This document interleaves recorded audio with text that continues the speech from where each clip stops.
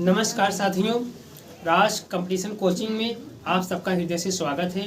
साथियों, आपको इसके पहले वीडियो में हम सुप्रीम कोर्ट यानी सर्वोच्च न्यायालय यानी उच्चतम न्यायालय के विषय में बताए थे और हम आपको बताए थे कि केंद्र के कुछ ऐसे अनुच्छेद हैं जिसमें 89 जोड़ने पर राज्य के अनुच्छेद हमें प्राप्त हो जाते हैं।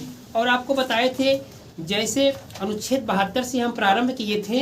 अनुच्छेद 72 में हम आपको बताए थे कि उसमें जो है राष्ट्रपति की क्षमादान की शक्ति है। और जो है एक ट्रिक हम आपको बताए थे 72 में हम 89 जोड़ेंगे तो राज्य में राज्यपाल की क्षमादान की शक्ति आपको प्राप्त हो जाएगी, क्योंकि 72 में राष्ट्रपति की क्षमादान की शक्ति है। हमने आपको बताया था कि 89 जोड़ने पर कुछ अनुच्छेदों में राज्य के अनुच्छेद हमें आपको प्राप्त हो जाएंगे। तो 72 राष्ट्रपति की क्षमादान शक्ति है, हम उसमें 89 जोड़ दे रहे हैं तो हमें राज्य में जो है राज्यपाल की क्षमादान की शक्ति मिल जाएगी। उसके बाद 73, 74 ऐसे बताते हुए हम आपको आए थे लगभग 98 अनुच्छेद तक आए थे। ठीक है, 72 से लेके 73, 74 जोड़ते हुए 98 तक आए थे। सेम प्रक्रिया वही है, केंद्र में हम 89 जोड़ेंगे तो वही प्रक्रिया राज्य में प्राप्त हो जाती है। थोड़ा सा समस्या था आपको कि जो है जैसे वहाँ 108 में संयुक्त बैठक का प्रावधान है। अनुच्छेद 108 कहता है मतलब 98 तक जोड़ेंगे हम 72, 73, 74, 75, 76, 77, 78, 79, 80, 81, 82, 83, 84, 85, 86, 87 और 88 अनुच्छेद तक हम आ जाएंगे। तो इसके बाद हम 89 नहीं जोड़ेंगे। ठीक है, नहीं तो अगर हम जोड़ेंगे तब हमारा अनुच्छेद गड़बड़ हो जाएगा। 98 के बाद हम छोड़ देंगे, उसके बाद 88 तक जोड़ेंगे। 88 तक, सॉरी गड़बड़ हो गई, 88 तक आए थे। 88 से फिर हम 98 जाएंगे। ठीक है, फिर एक बार ध्यान दीजिएगा, जहाँ गड़बड़ी हो तो संभाल लीजिएगा। 72, 73, 74, 75, 76, 77, 78, 79, 80, 81, 82, 83, 84, 85, 86, 87 और 88 तक क्या जोड़ेंगे? 89। यानी केंद्र के अनुच्छेदों में 89 जोड़ेंगे तो 88 तक आएगा राज्य का अनुच्छेद।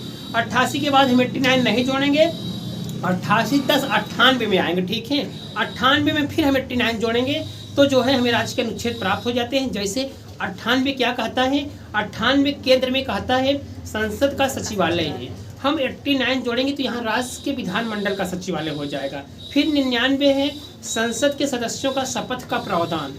फिर हम उसमें 89 जोड़ेंगे तो राज्य के विधानमंडल के सदस्यों का शपथ का प्रावधान है। 100 में है वहाँ गणपूर्ति या कोरम, तो 100 में 89 जोड़ेंगे तो ये इधर आ जाएगा जो है गणपूर्ति या कोरम विधानमंडल में। इसी हिसाब से हम आपको बताते हैं कि जोड़ते हुए आएंगे तो लगभग आपको बताए थे 111 अनुच्छेद तक हम 89 जोड़ेंगे तो राज्य के अनुच्छेद प्राप्त होंगे 98 के बाद से।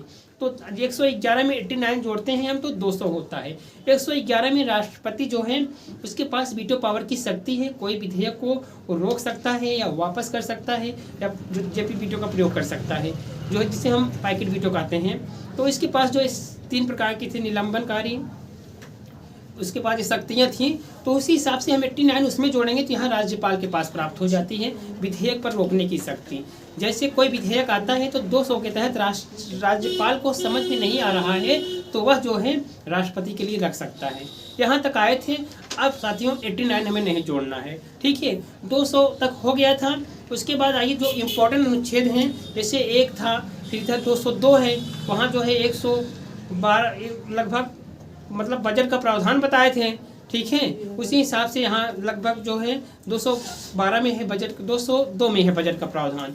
इन सबको बताते हुए आइए हम आपको बताते हैं कुछ अनुच्छेद बहुत इंपॉर्टेंट होते हैं, क्योंकि पूरा अनुच्छेद हमें आपको याद नहीं हो पाएंगे, तो जो इम्पोर्टेंट है उनको बताते हुए हम चलते हैं। आइए आगे बताते हैं लगभग अनुच्छेद 210 से। 210 क्या कहता है? अनुच्छेद 200 कहता है, जैसे वहाँ था कि जो है संसद में बोले जाने वाली भाषा अनुच्छेद 120 में था, वहाँ अनुच्छेद 120 कहता था कि संसद में प्रयोग की जाने वाली भाषा। उसके बाद हम आते हैं 210 में, तो राज्य विधानमंडल में प्रयोग की जाने वाली भाषा। ठीक है, राज्य विधानमंडल में प्रयोग की जाने वाली का। तो 211 फिर आते हैं। 211 कहता है, जैसे हम वहाँ पढ़े थे कि जो सुप्रीम कोर्ट के न्यायाधीश होते हैं उनके विषय में जो है संसद में चर्चा नहीं होगी। उसी हिसाब से जब यहाँ हम आ जाएंगे 210 के बाद 211 में आएंगे तो राज्य के जो उच्च न्यायालय हैं उच्च न्यायालयों के न्यायाधीशों के विषय में विधानमंडल में चर्चा नहीं होगी, वहाँ संसद में नहीं होगी, और यहाँ जो है 111 के तहत विधानमंडल में चर्चा नहीं होगी। और 212 जब आते हैं तो जब न्यायाधीश के विषय में यहाँ चर्चा नहीं होगी विधानमंडल में, तो विधानमंडल के भी विषय में न्यायाधीश नहीं चर्चा करेंगे, वो उनसे मुक्त हैं, वो उनसे, क्योंकि भाई हमारे देश की सबसे बड़ी इमारत वो लोग हैं जो विधानमंडल कानून बनाता है, उधर संसद कानून बनाता है, इनके ऊपर अंगुली उठाना अच्छा नहीं है, इसलिए न्यायपालिका उधर मुक्त रहती है और विधानमंडल और संसद इधर रहते हैं। ठीक है, उसके बाद बताते हुए 210 हुआ, 211 हुआ।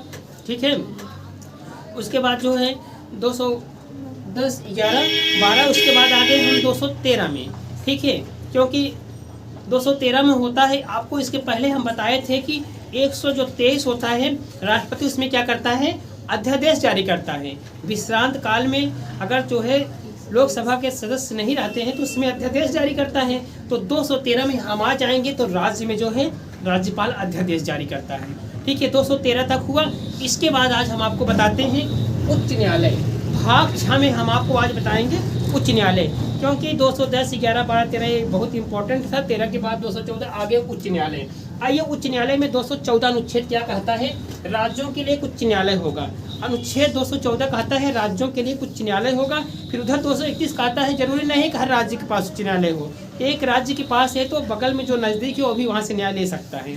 तो आइए वर्तमान में हम जाने हमारे प्रदेश में, यानी हमारे पूरे देश में कितने उच्च न्यायालय हैं। हमारे पूरे देश में वर्तमान में 25 उच्च न्यायालय हैं। ठीक है, हमारे देश में 25 उच्च न्यायालय हैं। अनुच्छेद 214 कहता है राज्यों के लिए उच्च न्यायालय। आइए हम देखते हैं कब जो है उच्च न्यायालय का गठन हुआ। जो है एक्ट जो था 1961 के अधिनियम के तहत 1965 में 3 उच्च न्यायालय बने थे। ठीक है, मुंबई, मद्रास और कलकत्ता। ठीक है, मुंबई, मद्रास, कलकत्ता, ये जो है 1862 में बने थे। 1862 में ये 3 जो है न्यायालय जो है 1862 में बने थे। अधिनियम था 1861 के अधिनियम के तहत 1862 में 3 उच्च न्यायालय बने, मुंबई, मद्रास और कोलकाता। तो हम इसके बाद जो है चौथा बनता है इलाहाबाद, जो है हमारा इलाहाबाद उच्च न्यायालय। इसकी स्थापना जो है 1866 में होती है। कब होती है? 1866 में इलाहाबाद उच्च न्यायालय की स्थापना होती है। लेकिन जब हमारा इलाहाबाद उच्च न्यायालय बना था उस समय जो है ये कहाँ था? आगरा में था। मतलब हमारे इलाहाबाद में नहीं था, 66 में आगरा में था। आगरा लिख लीजिएगा, आगरा में था। लेकिन जो है 1869 में कहाँ आ गया? अपने प्रयागराज इलाहाबाद में आ गया। ठीक है, यहाँ तक स्थापना समझ में आया। 61 अधिनियम के तहत 3 उच्च न्यायालय बने, मुंबई, मद्रास, कलकत्ता 1862 में बना। हमारा प्रयागराज जो है 1866 में बना। लेकिन पहले ये कहाँ था? 66 में आगरा में था, फिर 69 में कहाँ आ गया? इलाहाबाद में आ गया। ठीक है, ये हो गया। उसके बाद अनुच्छेद 215 कहता है अभिलेखी न्यायालय। अभिलेखी न्यायालय का मतलब यह होता है न्यायालय की जो कार्यवाहियाँ होती हैं वो सब लिखित होती हैं। जो लिखित होती है उसे हम अभिलेखी न्यायालय कहते हैं। यह अपने अवमानना के लिए दंड भी दे सकता है अनुच्छेद 215 के तहत। फिर आइए हम अनुच्छेद 216 देखते हैं, उच्च न्यायालय का गठन। उच्च न्यायालय का गठन हम आपको बता ही दिए, 1866 में बना था। फिर अगला अनुच्छेद कहता है 217 उच्च न्यायालय के न्यायाधीशों की नियुक्ति। अनुच्छेद 217 कहता है उच्च न्यायालय के न्यायाधीशों की नियुक्ति बड़ा इंपॉर्टेंट है। देखिए, उच्च न्यायालय के जो न्यायाधीश होते हैं इनकी नियुक्ति कैसे होती है, कौन करता है, आइए बताते हैं। इनकी नियुक्ति जो है राष्ट्रपति करता है। सुप्रीम कोर्ट के न्यायाधीश की नियुक्ति भी राष्ट्रपति करता है और हाई कोर्ट के मुख्य न्यायाधीश की नियुक्ति करता है। कैसे करता है उसको आइए हम जाने। पहला है, देखिए, ऐसे व्यक्ति को हाई कोर्ट के न्यायाधीश के रूप में राष्ट्रपति करता है जो उसकी योग्यता है वो भारत का नागरिक हो, जान ही रहे हैं। पहली है कि जो है 10 वर्ष तक देश के किसी भी न्यायालय में 10 वर्ष तक वो अधिवक्ता रहा हो। देश के किसी भी न्यायालय में वह 10 वर्ष तक अधिवक्ता रहा हो। उसके बाद दूसरा है वह 10 वर्ष तक न्यायिक कार्य किया हो, यानी न्यायिक कार्य किया हो। कब तक? 10 वर्ष तक। 10 वर्ष तक न्यायिक कार्य किया हो या 10 वर्ष तक देश के किसी भी न्यायालय में अधिवक्ता रहा हो। उसी व्यक्ति को जो है राष्ट्रपति जो है उच्च न्यायालय के न्यायाधीश के रूप में नियुक्ति करता है, लेकिन वह जो है सुप्रीम कोर्ट के मुख्य न्यायाधीश से सलाह लेगा और उस राज्य के राज्यपाल से सलाह लेगा, और जो उच्च न्यायालय के न्यायाधीश होते हैं उसमें कोलोजियम के माध्यम से मुख्य न्यायमूर्ति की नियुक्ति करता है। ये हो गया 217। आइए हम देखते हैं अनुच्छेद 218 क्या कहता है। उच्च न्यायालय के संबंधित उपबंध है। उसके बाद अनुच्छेद 219 बड़ा इंपॉर्टेंट है। अनुच्छेद 219 कहता है न्यायाधीशों का शपथ या प्रतिज्ञान, क्योंकि देखिए शपथ और प्रतिज्ञान कौन दिलाता है न्यायाधीशों को। देखिए जैसे हमने आपको बताया था अनुच्छेद 219 शपथ कहता है, वहाँ हम आपको सुप्रीम कोर्ट में बताए थे कि उनकी शपथ जो है हमारा भारत का क्या है राष्ट्रपति दिलाता है। लेकिन अब हाई कोर्ट की नियुक्ति हुई, हमने आपको बताया हाई कोर्ट की नियुक्ति राष्ट्रपति करता है, बट शपथ कौन दिलाता है, उस राज्य के राज्यपाल दिलाता है। और नियुक्ति में जब नियुक्ति करता है राष्ट्रपति तो उस राज्य के राज्यपाल से राय लेगा, सुप्रीम कोर्ट के न्यायाधीश से राय लेगा, और उच्च न्यायालय में जो कोलोजियम होते हैं उसमें उसी कोलोजियम के माध्यम से सीनियर न्यायाधीश को जो है राष्ट्रपति जो है मुख्य न्यायाधीश के रूप में नियुक्ति कर देता है। आइए इसके बाद हम देखते हैं अनुच्छेद 220।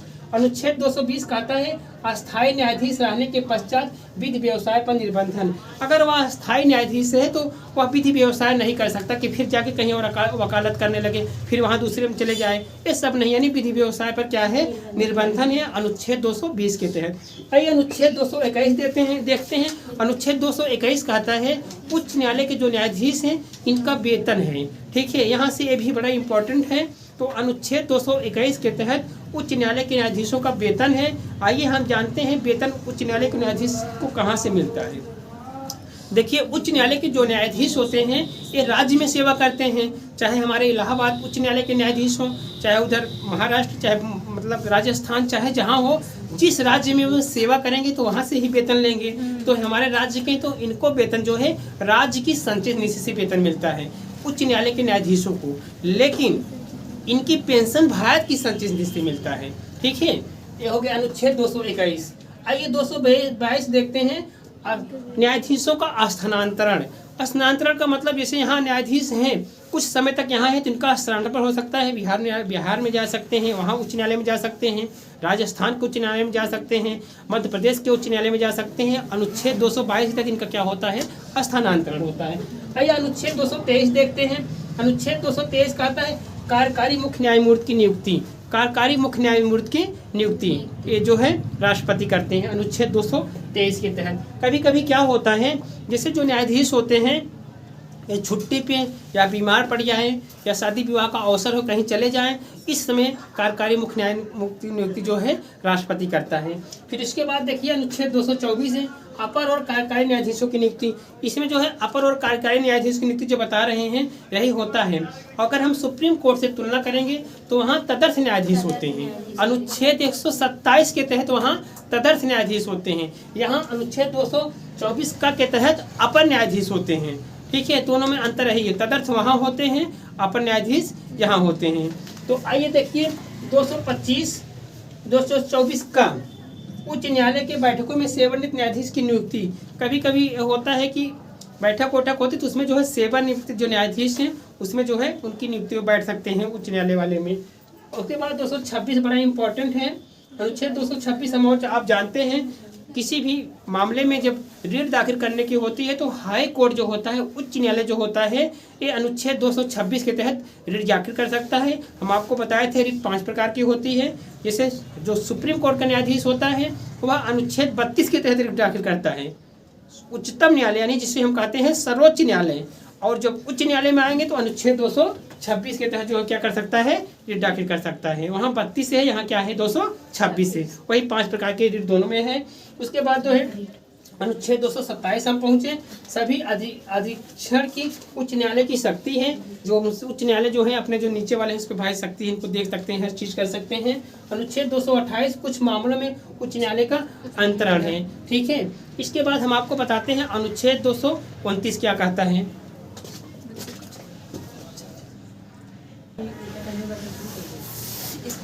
200 हुए वहाँ तक हम आपको बताए थे 30 तक। ठीक है, 29 तक 28 तक बताए थे। आइए आपको बताते हैं अनुच्छेद 229 क्या कहता है।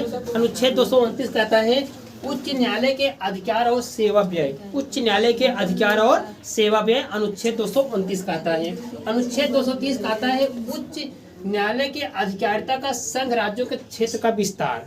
ठीक है, संघ राज्य क्षेत्र तक का विस्तार, अनुच्छेद जो है 230। अनुच्छेद 231 कहता है 2 या 2 से अधिक राज्यों के लिए एक उच्च न्यायालय होगा। ये इम्पोर्टेंट है। अनुच्छेद 231 कहता है 2 या 2 से अधिक राज्यों के लिए एक उच्च न्यायालय होगा। जिस राज्य में उच्च न्यायालय नहीं है वो अपने जो नज़दीक जहाँ है वहाँ से न्याय ले सकता है, अनुच्छेद 231 के तहत। ठीक है, अनुच्छेद 232 निश्चित है। अनुच्छेद 233 है जिला न्यायालय। ये बड़ा इंपॉर्टेंट है, कभी कभी पूछता है जिला न्यायालय, सिर्फ यही पूछेगा जिला न्यायालय किस अनुच्छेद में है, तो अनुच्छेद 233 में क्या है, जिला न्यायालय।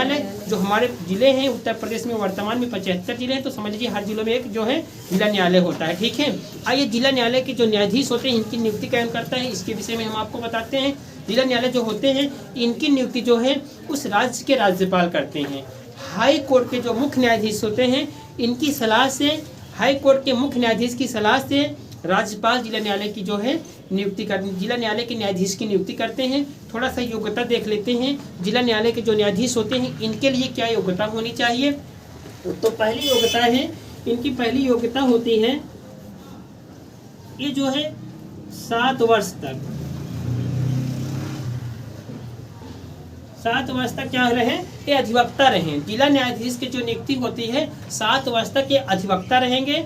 तो जो है ऐसे व्यक्ति को राज्यपाल उच्च न्यायालय के मुख्य न्यायाधीश से राय से जो है जिला न्यायालय की नियुक्ति करता है। और कुछ PCS जे के एग्जाम के तहत आते हैं, इसी हिसाब से जो है जिला न्यायालय की नियुक्ति होती है।